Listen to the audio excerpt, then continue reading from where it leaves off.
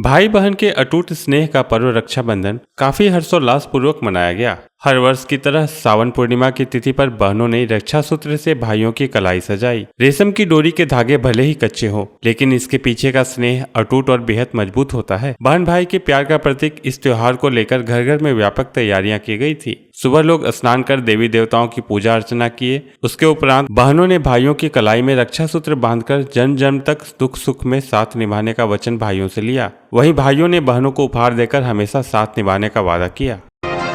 सरहद पर तैनात फौजी भाइयों के लिए जीवन जागृति सोसाइटी की महिलाओं ने भूटान बॉर्डर पर जाकर फौजी भाइयों को राखी बांधी। जीवन जागृति सोसाइटी भागलपुर के द्वारा लगातार 5 वर्षों से बॉर्डर पर तैनात सैनिकों को राखी बांधा जाता है। इस मौके पर संस्था के अध्यक्ष डॉक्टर अजय सिंह ने कहा कि देश की रक्षा में अपनी जान न्यौछावर करने वाले सैनिकों के मनोबल के लिए अपने भाइयों को छोड़ देश के रक्षक भाइयों की कलाई में राखी बांधने का कार्यक्रम कर हम सभी परेशानियों को भूल जाते हैं। इस बार सोसाइटी भूटान बॉर्डर पर तैनात सैनिकों को भूटान गार्ड बॉर्डर आउटपोस्ट 34वें बटालियन एवं लिम्बूधारा पोस्ट के सैनिक भाइयों को महिला सदस्यों ने राखी बांधी। खास बात यह रही कि महिलाओं ने यह राखी खुद अपने हाथों से तैयार की है। सैनिकों के साथ रक्षाबंधन में सोसाइटी के सचिव सोमेश यादव, कोषाध्यक्ष राकेश रजक, टीम की संयोजिका विनीता शाह, आभा पाठक, डॉक्टर स्नेह कीर्ति सिंह, मितांशी, ऋषि पाठक, रश्मि, सपना, शीला सिंह शामिल थे। राष्ट्र निर्माण की प्रेरणा को लेकर देश की जनता के बीच देशभक्ति का जज्बा बढ़ाने एवं राष्ट्रीय एकता को बढ़ावा देने के उद्देश्य से भागलपुर में तिरंगा कार्यक्रम का आयोजन किया जा रहा है। आजादी के 75वें अमृत महोत्सव के उपलक्ष्य पर जिला स्कूल प्रांगण भागलपुर से 14 अगस्त को विभिन्न सामाजिक संगठनों द्वारा आकर्षक एवं विशाल झांकी यात्रा का आयोजन किया जा रहा है। कार्यक्रम अमृत महोत्सव तिरंगा यात्रा आयोजन समिति भागलपुर के द्वारा किया जा रहा है। बताते चले कि राष्ट्र के नाम अपना 75 मिनट का समय देने की अपील संस्था के अधिकारी करते दिखे। अमृत महोत्सव तिरंगा यात्रा के तहत झांकी में भारत माता, अंग जनपदीय धरोहर की लोकगाथा बिहुला बिसहरी, छठ पर्व, अजगैबीनाथ धाम की कांवड़ यात्रा, मंजूषा कला के अलावे कई स्वतंत्रता सेनानियों की झांकियां देखने को मिलेगी। यह जानकारी संस्थान के संयोजक संतोष कुमार ने दी। संस्थान द्वारा आयोजित प्रेस कॉन्फ्रेंस में राजीव कांत मिश्रा, हेमशंकर शर्मा, सैयद शाह फकरे आलम, डीपी सिंह, एनके यादव के अलावे अमृत महोत्सव तिरंगा यात्रा आयोजन समिति के दर्जनों कार्यकर्ता उपस्थित थे। अमृत महोत्सव तिरंगा यात्रा निकलने जा रही है जो पूरे भागलपुर वासियों का है, जिसमें विभिन्न सामाजिक संगठन, धर्म समुदाय और विभिन्न शैक्षणिक संस्थानों के लोग रहेंगे और सबकी अपनी झांकियां रहेंगी जिन्होंने अपनी स्वीकृति दी है। और वह जो समय होगा भागलपुर के लिए अद्भुत होगा, क्योंकि ये जो हम लोग लघु भारत की परिकल्पना करते हैं, एक भारत श्रेष्ठ भारत की परिकल्पना करते हैं, तो सभी धर्म समुदाय का अपना अपना जो महत्व है, उनकी जो सभ्यता संस्कृति है, वह भागलपुर के सड़कों पर पाला विसहरी का हो, आपका काली पूजा, दुर्गा पूजा, मुहर्रम का, ईद का, आपके जो गुरुद्वारा कमेटी है वह अरदास करते हुए हलवा वितरण करते हुए चलेंगे। मंत्री पद के शपथ ग्रहण से पहले ही कांग्रेस विधानमंडल दल के नेता अजीत शर्मा पर कोर्ट ने अरेस्ट वारंट का नोटिस जारी किया है। एमएलए चुनाव के दौरान पीरपैंती में आचार संहिता उल्लंघन करने के मामले में कांग्रेस विधानमंडल दल के नेता सह भागलपुर कांग्रेस विधायक अजीत शर्मा के विरुद्ध मामला दर्ज हुआ था, जिसको लेकर कोर्ट में उपस्थिति नहीं होने पर वारंट जारी कर दिया है, जिसका केस नंबर 874/09 है। यह जानकारी ACGM 1 MP MLA special court के प्रबाल दत्ता के एसडीपीओ कम एपीपी स्पेशल ग्रेड भागलपुर के प्रभात कुमार ने दी। बताते चले कि कोर्ट के आदेश में लिखा हुआ है कि अभियुक्त के अनुपस्थित रहने के कारण निर्णय पारित नहीं किया जा सका, अतः अभियुक्त का जमानत खंडित किया जाता है और एमबीडब्ल्यू निर्गत करने का भी आदेश जारी किया जाता है, जिसमें साफ तौर पर उनके ऊपर गिरफ्तारी वारंट जारी की गई है।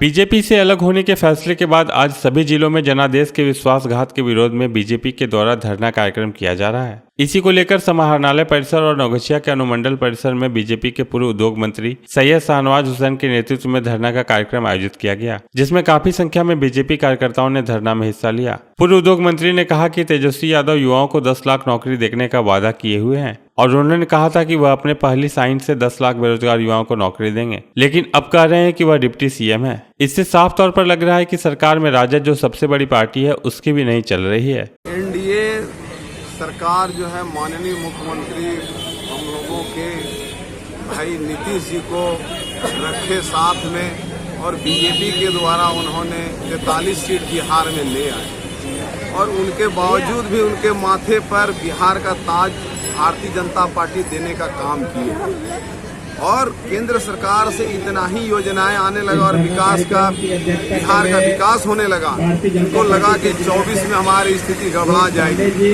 इसलिए इन्होंने क्षुब्ध होकर करके भागने का काम किया। राष्ट्रीय विधिक सेवा प्राधिकार नई दिल्ली के निर्देशानुसार देश के समस्त न्यायालयों, राजस्व न्यायालयों, ट्रिब्यूनल, कमर्शियल कोर्ट, वक्फ बोर्ड में 13 अगस्त 2022 को वर्ष का तीसरा नेशनल लोक अदालत लगाया जाएगा। राष्ट्रीय लोक अदालत की तैयारी शुरू हो गई है। इस कार्यक्रम को सफल बनाने एवं अधिक से अधिक मामलों का निपटारा करने को लेकर बैंक, बिजली विभाग, श्रम विभाग, महिला हेल्पलाइन और BSNL के अधिकारियों के साथ बैठक की जा चुकी है। साथ ही प्रशासनिक गतिविधियों को देखते हुए सुरक्षा की सारी तैयारियां की जा चुकी हैं। वहीं इसको लेकर नालसा और बालसा के नेतृत्व में इस साल के तीसरे लोक अदालत में भागलपुर में कुल 25 बेंचों का गठन किया गया है, जिसमें भागलपुर जिला मुख्यालय में 18, नौगछिया में 6 और कहलगांव में 1 बेंच का गठन कर केसों का निष्पादन किया जाना है। 13 अगस्त को इसका विधिवत उद्घाटन विधिक सेवा प्राधिकार भागलपुर के अध्यक्ष सह जिला एवं सत्र न्यायाधीश गोपाल मिश्र करेंगे। परसों राष्ट्रीय लोक अदालत है, जो कि इस वर्ष का तीसरा राष्ट्रीय लोक अदालत है। पूरे भारतवर्ष में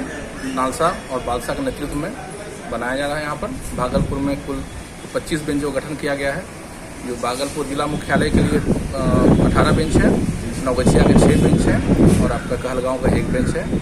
इसमें जितने भी सुलहनीय वाद हैं उनका निष्पादन होगा।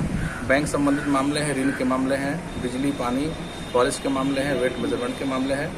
इसके अलावा MSAT के वैसे मामले आएंगे जिसमें कि दोनों पक्षकार राजी खुशी से सुलह कर लेंगे।